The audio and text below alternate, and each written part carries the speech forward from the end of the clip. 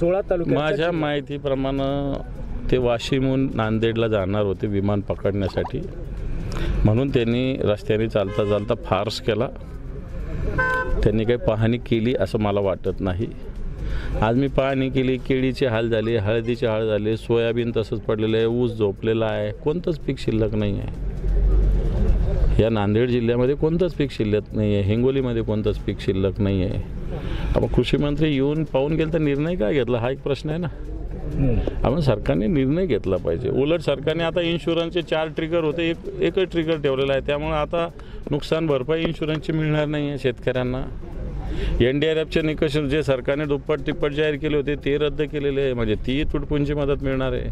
इथं शेतच पूर्ण खरडून शेतच पूर्ण वाहून गेलेलं आहे. आणि म्हणून मदत मला असं वाटतं मोठ्या प्रमाणावर आवश्यक आहे. याच्यासाठी ज्या पद्धतीनं मागे आता यांनी मागणी केली ती योग्य मागणी. कोल्हापूरमध्ये मागच्या काळात ज्यावेळेस पूर आला होता त्यावेळेस एक विशेष पॅकेज सरकारने जाहीर केलं होतं. मला असं वाटतं या नांदेडसाठी असं विशेष पॅकेज असलं पाहिजे, अशा प्रकारची मागणी आम्ही निश्चित सरकारकडे करू.